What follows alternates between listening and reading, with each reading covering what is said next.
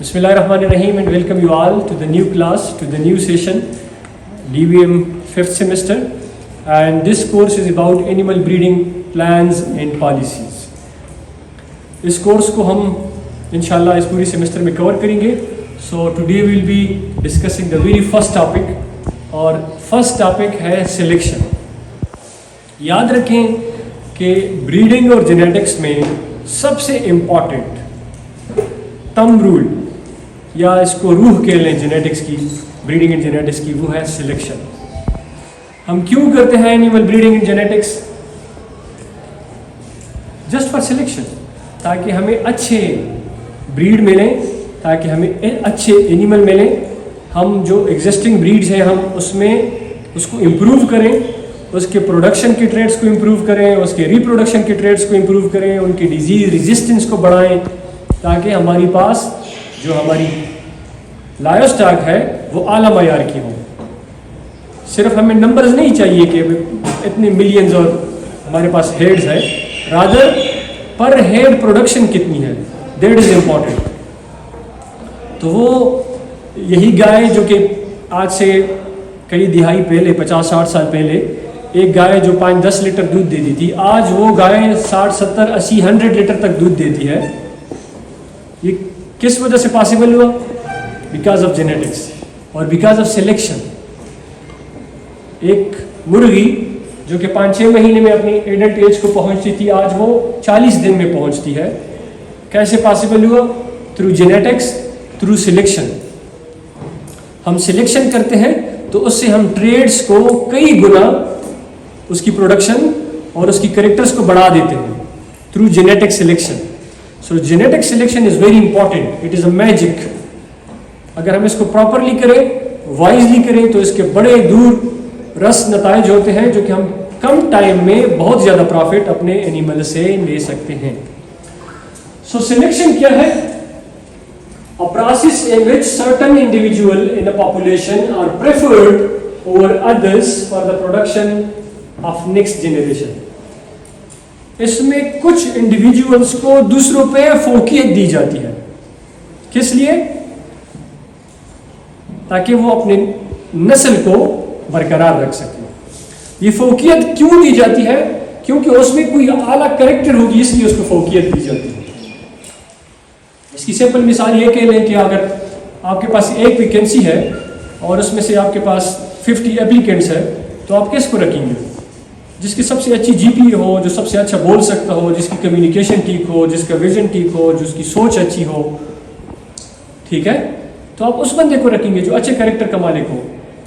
इसी तरह सिलेक्शन में भी हम उन इंडिविजुअल्स को रखते हैं जिनमें आला कैरेक्टर्स होते हैं. फिर उसको हम ब्रीड करते हैं, उसको हम प्रोपेगेट करते हैं ताकि उनकी नस्ल बढ़े. सिलेक्शन दो टाइप्स का है, natural selection and artificial selection. Natural selection is due to natural forces. The selection that is due to natural forces, and artificial selection is the selection which is due to human interventions. इंसानों के interventions की वजह से जो selection है उसको हम बोलते हैं artificial selection. This happens in animals, this happens in plants, this happens in agriculture, this artificial selection. आज हम नेचुरल सिलेक्शन को इलाबोरेट करेंगे, उस पर खुल के बात करेंगे. Natural selection is, this was a theory of Charles Darwin which he published in 1869. But this theory is based on survival of the fittest. Survival of the fittest theory was presented by Herbert Spencer in 1864. So these two theories, these are correlated and they have significant effect and impact on the whole planet. Selection और survival of the fittest का नजरिया जो इन्होंने दिया वो आज तक कायम दायम है, और आज भी नेचर भी अपना काम कर रहा है. सिलेक्शन उसकी लोगों की और फसलों की और मुख्तलिफ रिसोर्सेज की सिलेक्शन हो रही है, और आर्टिफिशियल सिलेक्शन भी, इंसान भी अपना काम कर रहे हैं. सिलेक्शन, हर चीज में इंसान सिलेक्शन कर रहा है. सो इसकी एक एग्जाम्पल म्यूरी एक साइंटिस्ट था, he studied the relationship of wolves and mountain sheeps. उसने देखा, कहां पे देखा उसने, ये this study was conducted in McKinley National Park at Alaska. Alaska में उसने ये स्टडी की, एक नेशनल पार्क था जहां पे वोल्व्स थे और माउंटेनस शीप थे। तो उस स्टडी के नतीजे में उसकी कंक्लूजन की थी कि दो sheeps which were weaker or aged or they were young ones, they became prey of the wolves. The wolves can chase the weaker sheep easily compared to the healthy. अगर एक रेवड़ है शीप का, 50-100 sheep है और एक Wolff को तो अपना मीट चाहिए, उसको अपना मील, he is to fill his stomach, तो उसको अपनी मील के लिए शिकार करना है। अब शिकार के लिए वो भागेगा, 50-100 शीप है, वो भागेगा, शीप भी भागना शुरू करेंगे, अपने जान बचाने की कोशिश करेंगे, या हिरन है तो सबसे पहले किसको पकड़ेगा? वीक को, जो कमजोर है, जो नहीं भाग सकता। और कौन बचेगा? जो स्ट्रॉन्ग है, जो हेल्दी है। So nature always favour healthier, the strongest and the fittest. Nature will select for the fittest and against the weaker. So ये उसकी स्टडी थी, काफी अरसे तक उसकी स्टडी जारी रही है, और उस स्टडी की कंक्लूजन ये थी कि वीकर जो है वो they are prone to the danger and elimination.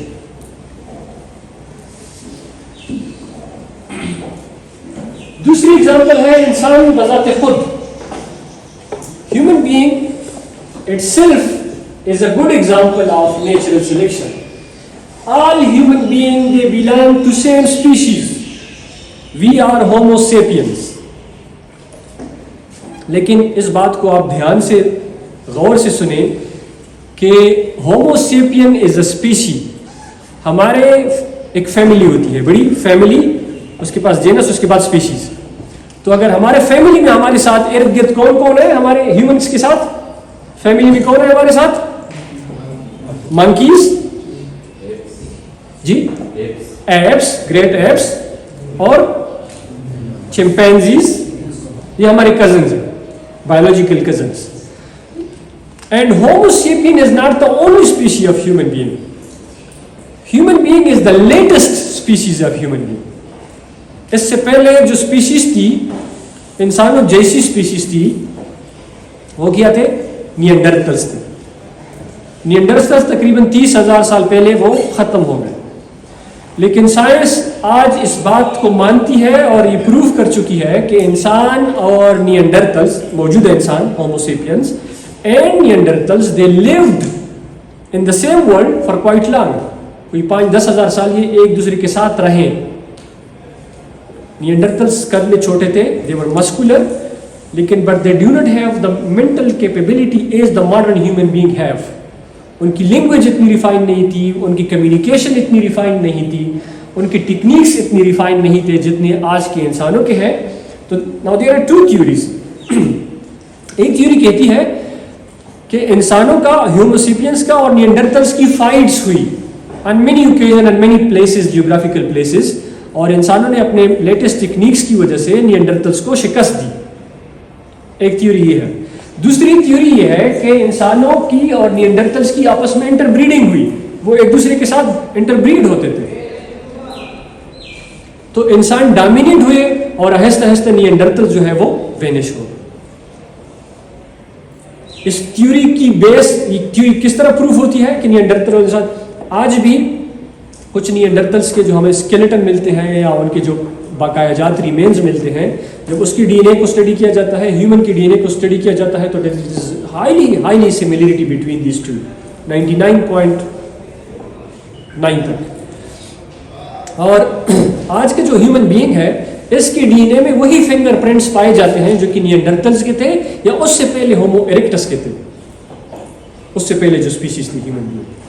So we are not the only human species on Earth, rather we are the latest human species on Earth. हमारे जैसे स्पीशीज़, हमसे मिलते जुलते स्पीशीज़ इस कोरारस पर पहले रह चुके हैं और वो अपना टाइम गुजार चुके हैं. So this is all evolution. Being a biologist we believe in evolution. कि लाइफ ऐसी ही वजूद में नहीं है, इंसानों की एवोल्यूशन भी. खुद इंसान आप देखें जो जो हमारे पहले हम सुनते हैं कि पहले उम्र कितनी होती थी. हज़रत नूह अलैहिस्सलाम की कितनी उम्र थी? सुनते हैं कि 900 साल तो तकरीबन उसने तबलीग की थी.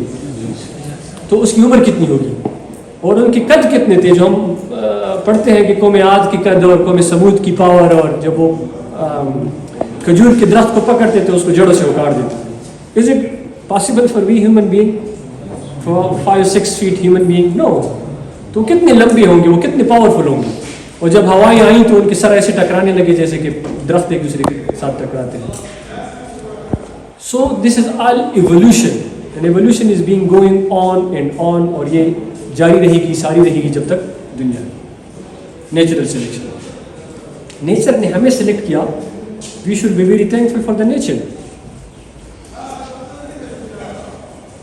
बीइंग अ बायोलॉजिस्ट, आप जानते हैं कि इंसान, हमारी सिलेक्शन कैसी हुई? During copulation, during mating, the sperms is contributed by father and ovum is contributed by mother. And in one ejaculation, there are more than 300 million sperms. And out of these millions of sperms, only one sperm that reaches the ovum and meet with the ovum result in me, in you, in you, and you. तो वो millions of sperms की competition से एक sperm जाके मिला है जो that resulted in us, we are present today. अगर कोई दूसरा स्पर्म मिलता तो that could have another brother और सिस्टर. ठीक है. So natural selection is a valid phenomenon that's been working since millions and billions of years ago. इस दुनिया की उम्र तकरीबन 3.8 खरब साल है. 3.8 ट्रिलियन ईयर्स इस दुनिया की उम्र है. फिर जो आप सुनते हैं बिग बैंग हुई, उसके बाद जाके that was the beginning of life, और फिर मॉलिक्यूल्स बने, फिर जो स्पीशीज़ है यूनिसेल्युलर एनिमल बने, जाके आज हम इस रिफाइंड एरा तक पहुँचे.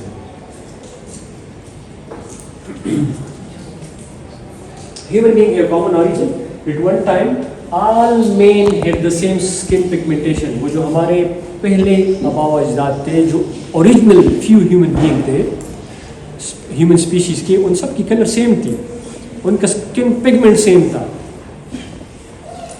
कौन सा स्किन पिगमेंट था? We are not sure, but it speculated that it was dark.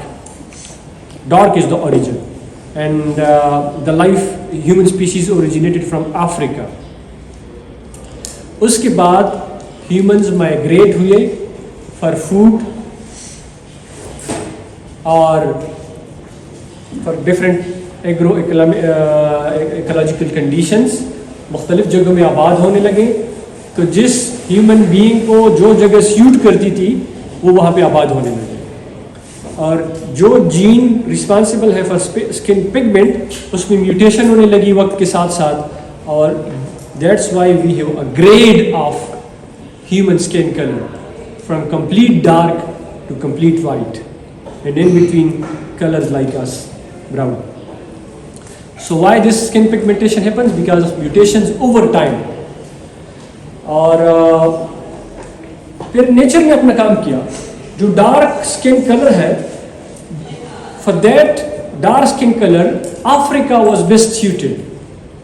और जो लाइट स्किन कलर था उनके लिए टेम्परेट रीजन, कोल्ड रीजन उनके लिए मौजूद थी. वहाँ पे वो एडाप्ट हुए, वहाँ पे रहने लगे, और वहाँ पे उनकी नस्ल दर नस्ल उनकी बढ़ने लगी. ठीक है. जो वाइट स्किन कलर है वो ज़्यादा हीट को टॉलरेट नहीं कर सकता, डार्क कर सकता है. सो डार्क कहाँ पे बसने लगे? अफ्रीका में, जो रीजन हमारे ट्रॉपिकल है या सब ट्रॉपिकल, और जो लाइट स्किन कलर है वो कोल्ड रीजन में बसने लगे. study of buck water, he found a differential survival for ABO blood groups.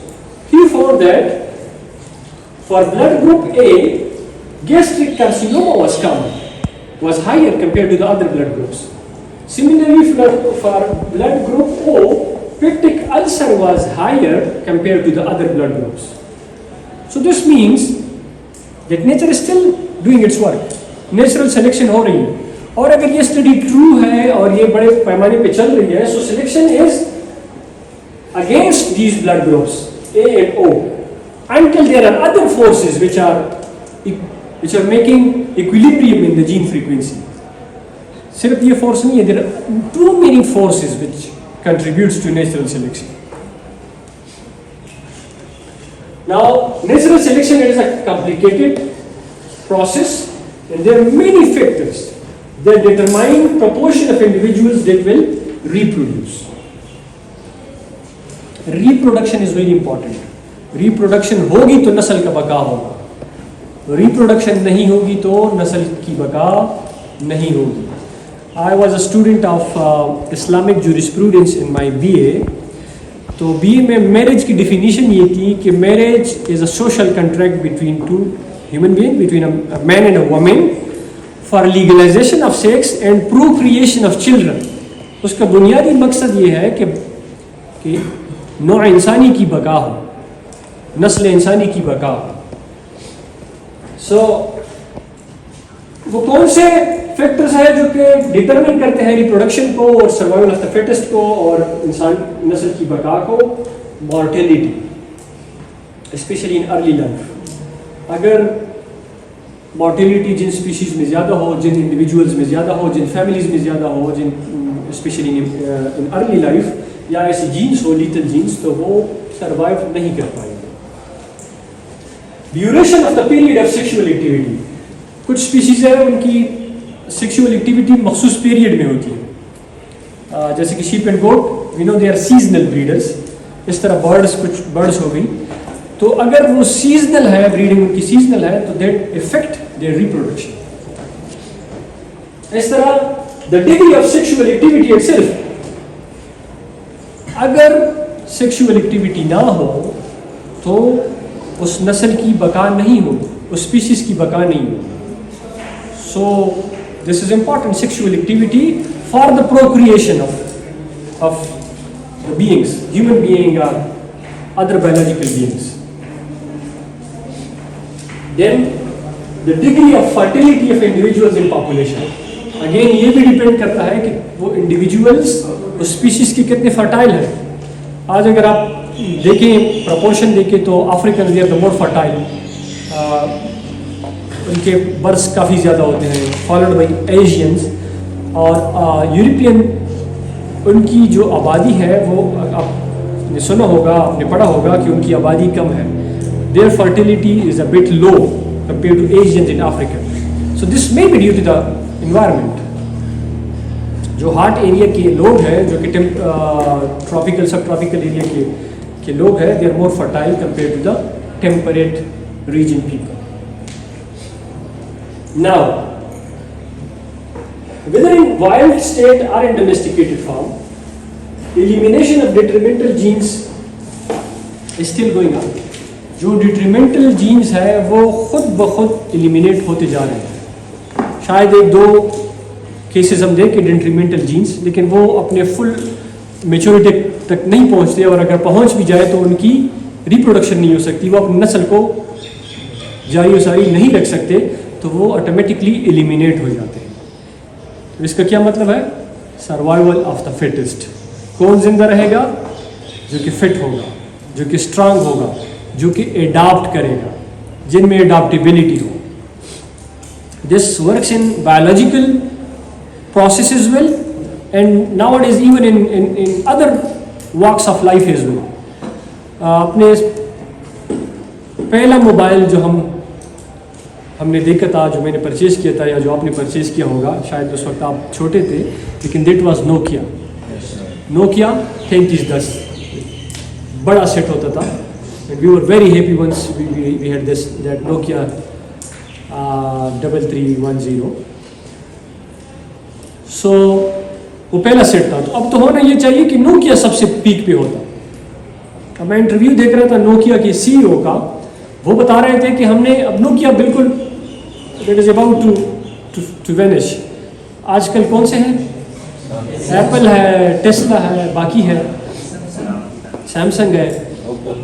तो वो कहते हैं उसके सीईओ कि हमने कुछ बुरा नहीं किया, हमने कुछ गलत नहीं किया, हमारी सिर्फ गलती ये है कि हमने वक्त के साथ ख़ुद को बदला नहीं। अगर आप वक्त के साथ ख़ुद को नहीं बदलते तो it means you are not no more adopted to the new era. तो the nature will not favour you, nature will favour the fittest and those who are open for adaptability and those who have the potential for adaptability. Thank you.